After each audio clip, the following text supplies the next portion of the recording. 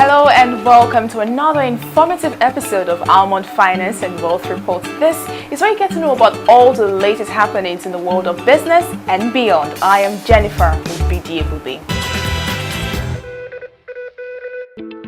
Today on the program, we begin by joining Faith and her guests on a town hall as they discuss the knowledge level in the insurance industry today. As always, it's a no-holds-barred session. Do have a listen. The research is key. Research is not about new products. Research is about the gaps, the skill gaps in the industry, available competence that we have, what level, how can we show it up. It's not just about new products. The preparations for the 2017 Insurance Industry Consultative Council IICC National Insurance Conference has reached its advanced stage. The Chairman Organizing Committee, Mr. Shola Tinubu, recently briefed members of the press on what to expect. We bring you highlights of the press briefing and not forgetting our Industry Icon segment. These and more are what we have put together for your viewing pleasure this week, so just sit tight and enjoy the package. Details shortly, please stay with us. Do you know if a child, a spouse, a parent, or a sibling depends on you and your income, you need life insurance?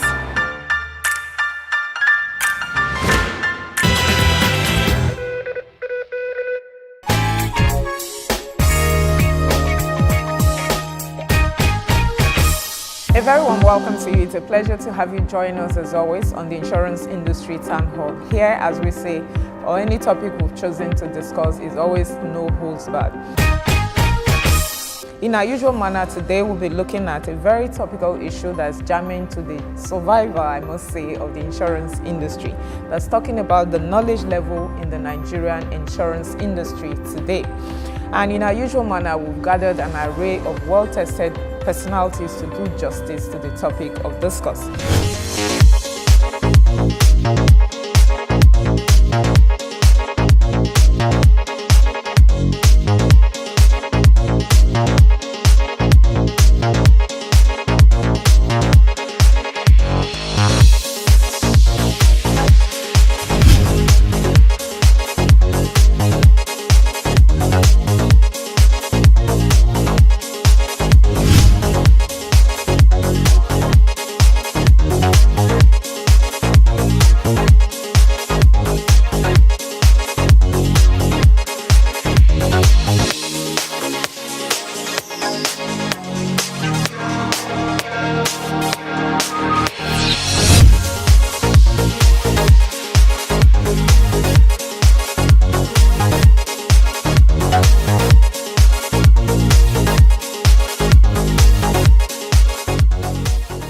I'd like to invite you to join me on site in no particular order, Mr. Ralph Okpara, who is the president of the Institute of Laws and Justice of Nigeria, ILAN. I often refer to them as the CIA of the insurance industry. Mr. Ralph Okpara is also the managing partner of TVT Group. Thank you so much, sir, for joining us on the program this week. Thank you very much. Please have a seat. I'd also like to invite to join me on site Dr. Jide Fadu. He's a lecturer at the Department of Actuarial Science and Insurance, University of Lagos, I must say, which happens to be my school. Dr. Jide Fadu is actually a friend of the house, and it's a pleasure to have him join us again on the set of Almond Finance and Wealth Report. Thank you so very much, sir, for joining us. I'd also like to invite to join me on set Mr. Adegboyega Adekwegba, who is the former Director General of the Chartered Insurance Institute of Nigeria. Mr. Adekwegba is a practicing lawyer, an arbitrator, and a businessman, although he doesn't want to admit that, but he's actually a businessman. Thank you so very much, Mr. Adekwegba, for joining me on.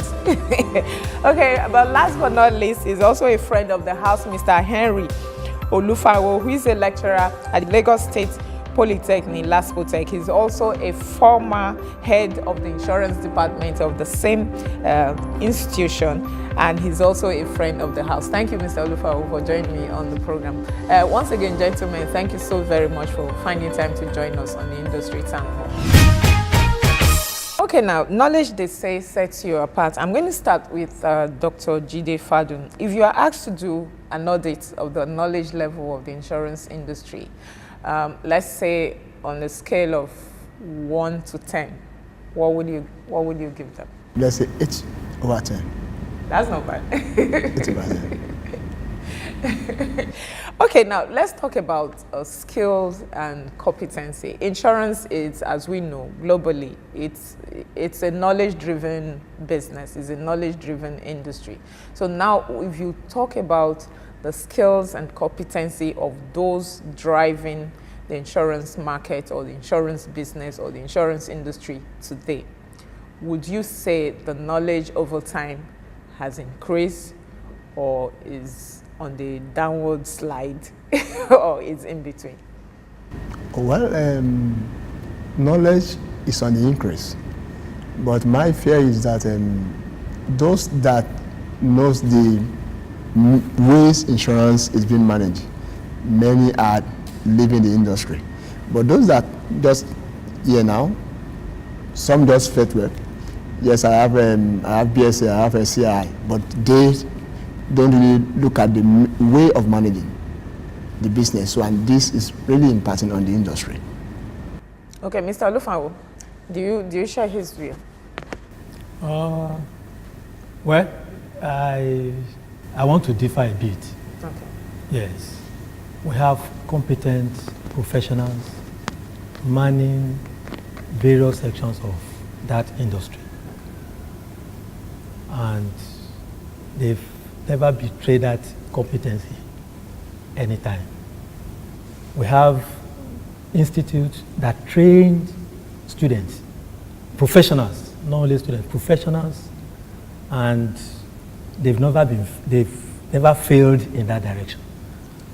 My Mr. Adikuwa here was former DG of that institution, and that institution has trained so many professionals. In fact, the number of professionals are on the increase every year. But you see, doing what is right is another dimension. How do you separate being a professional and doing what is right? You see, what they claim to make us understand is that practice is different from academics. We know the step to take when we have to do a particular thing in insurance, but when you get to the industry, you understand, it's a different ball game entirely. So doing it right is very key in this particular scenario. Okay, so what sets you apart as a professional in any field, not just insurance now, if you cannot put into practice your professionalism? Anybody that prefers to have acquired a particular knowledge in a particular field better than an ordinary man on the street is called a professional. You can have a professional teacher, you can have a professional insurer, you can be a journalist, also a professional. You understand? So you are meant to do the right thing when it comes to your profession. Yes. So that that is exactly my point. Exactly my point. You are meant to do the right thing when you are practicing that your profession. But so when you don't do it, as I said, so what now sets you apart from the ordinary man on the street? Because if you ask the ordinary man to do what you claim to be a professional at, chances are that he's not going to do it well, or he's not going to do it correctly. But because you are a professional in that field, that is what sets you apart from the ordinary man. So when you say that they are professionals but they are not doing the right thing when it comes to practice, what sets them apart as professionals? They are not doing the right thing when it comes to standard. That's what I mean. I'm not saying they don't know what they are doing in that industry. Okay. But you see, we have standards. There are certain things you cannot do as far as our profession is concerned. Okay, I'm going to come back to Mr. Lufa. If I could come in, let me start by thanking you for inviting me to be here today. I'm going to differ a bit also. I mean, it's like we are just taking it one after the other. The problem that we have is that there is too much emphasis on education, on knowledge. If we talk about human capital, knowledge is just a part of human capital. When you're talking about human capital, you're talking about the knowledge, talking about the experience, you're talking about creativity, you're talking about wisdom, you're talking about efficiency, you're talking about the personality of the people that you are bringing in to practice a particular profession. But all that we have been hearing and seeing is that knowledge, yes, is good because knowledge is the bedrock. For example, CRN conducts the exam, train people, that is the foundation. But what the edifice that you build on that foundation will come from that man, that woman, his personality, his experience, his wisdom. So let me come back to the question, why do we think that some people are not doing well? It's because we have only trained them to acquire the diploma. But thereafter, what do we do? Thereafter, do we leave them to just do it on their own? Do they develop, do they improve on the skills? Do they improve on what the likes of Dr. Fadun and my colleague here have ingrained into them? But there must be a system and a way that will continue to build on that. We cannot continue to say they are not professing what they should be professing. But there must be a way that after qualification, more things are ingrained in them. And they begin to think seriously like an insurance person. I want to say that with my involvement with CIN, we were able to do so many things. So many people got their certificates after a lot of struggle, and they were able to pass the exam. But thereafter, what next? That is what we should be looking at in the industry now. Mr. Adekoba, I'm going to ask this question because it has always bothered me. Yeah. As the CIN, as the body that is charged with the responsibility of training the human capital for this industry, have they at any time carried out a database on the workforce of the industry to know the level of knowledge that is, or skills or competence that is required, they are imparting, and what is actually required to run the modern day insurance business in Nigeria? Well, Have they at any time done yes, that? I think that we had one many years ago, more than 10 years ago. It wasn't really a research like you are trying to allude to, but it was something that we gathered. I mean, we tried to talk to some people. And even then we discovered that if in 20 years nothing was done, that was then, that a lot of the people that we consider as experts in the industry will be on their way out.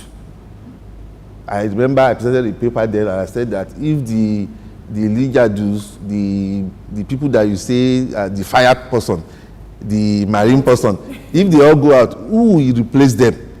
Now the Ladipo Ajayis and Co are on their way out, who is going to take over from them? There was some kind of exercise that we did, but I'm not aware whether that has been done again because it has to be done regularly. And maybe I could quickly make this point. There is need for the industry to engage the academics a lot more now. We are actually, I'm going actually. Because the research is key. Research is not about new products. Research is about the gaps, the skill gaps in the industry, the available competence that we have. What level? How can we shore it up? It's not just about new products. In 10 years' time, where will the industry be? In 10 years' time, with all these global changes and co, where will the insurance industry be? Even in Nigeria, with all the socio-economic changes in Nigeria, cultural changes, where will insurance be? There must be a research. And the university can help. Okay, I'm going to come to that because I know the constraint about what you're saying now is part of what Mr. Lufawo said. They know what is good, but they just don't do it. Mr. Okwara, I'm going to come to you now. Now, why I invited Mr. Okwara, he came on my radio show and he talked brilliantly. And when he left, the other people, my colleagues on the radio program were like, whoa, this guy is super sound. This guy is super sound. It was almost like a song that they were singing. Now, what I'm saying is, Mr. Okpara, He's the president of a body. Of the body. So- I do understand. He's very sad, but how many of him? You don't have to be a president to practice your profession. So how many of your type do you see around in the insurance industry when it comes to level, knowledge level, skill, competency on the job that you call yourself that you're a professional at? It's difficult to score myself, but let me put it this way. Okay. The educational institutions are there. The CIIM, that is the professional arm, is there too. At a point in time, there was a divide. At a point in time.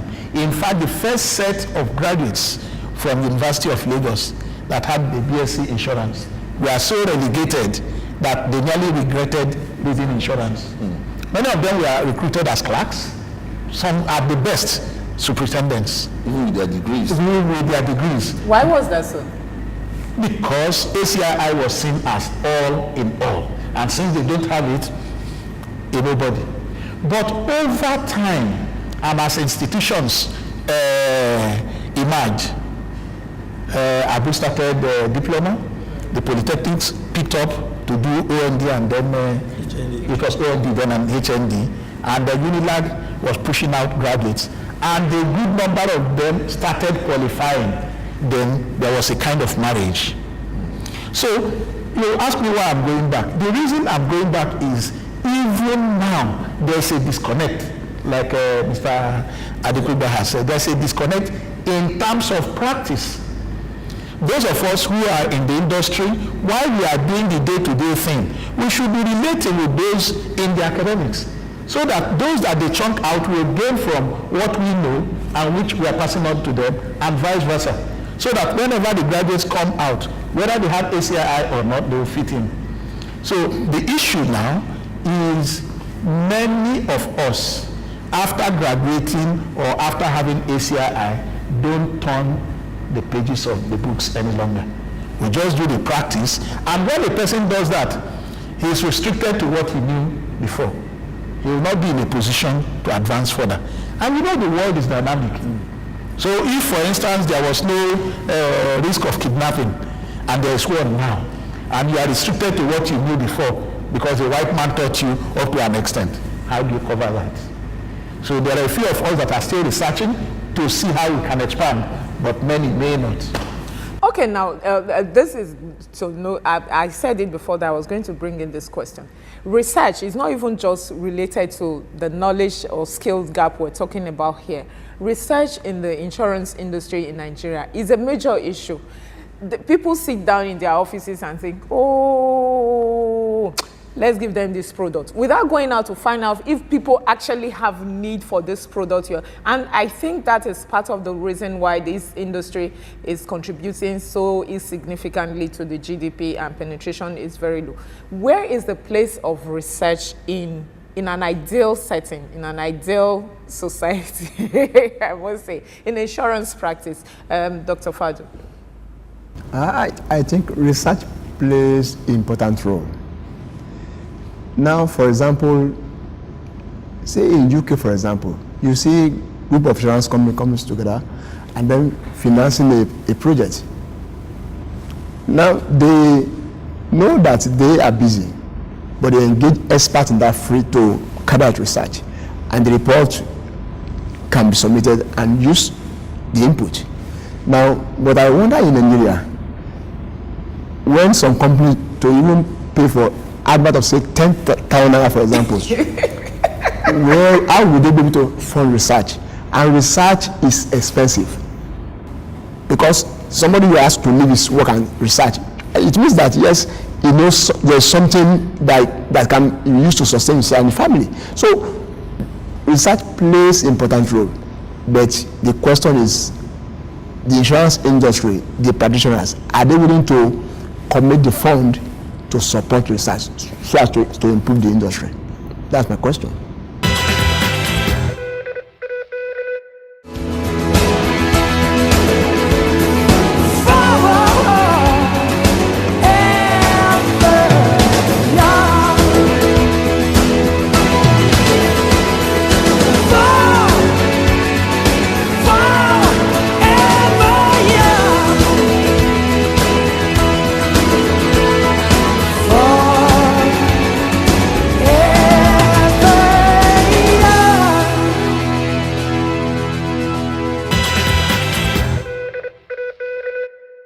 All right, welcome back. It's now time for the highlights of the press briefing that was held recently at the Chartered Insurance Institute of Nigeria, CIIN. The National Insurance Conference is a singular platform that brings all the stakeholders in the insurance industry together with policymakers to discuss issues affecting the business of insurance in Nigeria. Enjoy.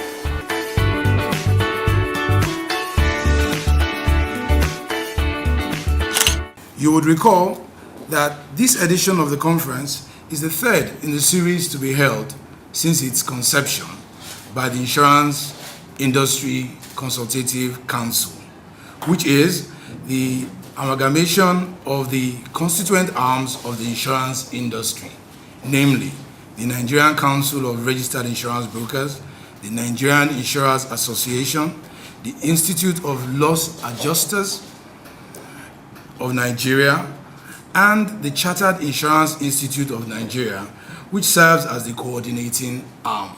The idea behind the formation of the IICC was actually to give a unified and cohesive voice to the Nigerian insurance industry with a view to making the industry accelerate its impact and contributions to the nation's economy. The National Insurance Conference is one of those programs and initiatives of the IICC aimed at fostering intellectual and professional development of insurance practitioners and further creating a platform for networking and exchange of ideas between industry operators and critical stakeholders in the nation's economy. It is most heartwarming that the 2017 conference is being organized to further underscore the aim of the insurance industry to continually upscale the knowledge of insurance operators and other professionals in the financial services sector, as well as other stakeholders about contemporary dynamics in the economic development of the country and the global space in general. The conference would also highlight the catalytic roles which the insurance industry plays in achieving financial inclusion, and by so doing, accelerating its contributions to Nigeria's gross domestic product. It is instructive to state that the theme of this year's conference, Nigeria Open for Business, is quite apt in view of the policy direction of government towards the ease of doing business initiatives being spearheaded by the Presidential Enabling Business Environment Council, PEBEC, under the chairmanship of the Vice President, Professor Yemi Osinbajo, SAN, while the Honorable Minister of Industry, Trade and Investment, Mr. Okechukwu Enalama, acts as the Vice Chairman. Suffice to state here that PEBEC, whose ultimate trust is to dismantle all inhibitions against doing business in Nigeria, has been taking commendable steps to make the country more attractive for foreign investment. It is my pleasure to applaud the government for the policy direction, especially against the backdrop of the nation's recession and the dire need for a reversal of the economic trend through the promotion of and exploitation of locally produced goods and services. It is noteworthy that the selection of the conference theme is fitting into the second phase of the Council's plans in deepening existing reforms, completing and implementing pending initiatives, engaging with the public and validating completed reforms that would kick off medium-term reforms. It is quite clear that there is no way any nation's economy could develop when it greatly depends on foreign-made goods and services. It is a delight to note that the acting president, Professor Yemi Osinbajo, is expected to declare the event open, while the Honorable Minister of Finance, Mrs. Kemi Adeosun, shall give a goodwill message and chair other activities, with the Commissioner of Insurance, Alhaji Mohammed Kari, as the chief host. It also suffices to state that the planning committee of the conference is parading an array of highly resourceful speakers to do justice to the subject of discourse at the event, with the choice of Mr. Tony Elumelu, chairman of Tony Elumelu Foundation, discussing the theme paper.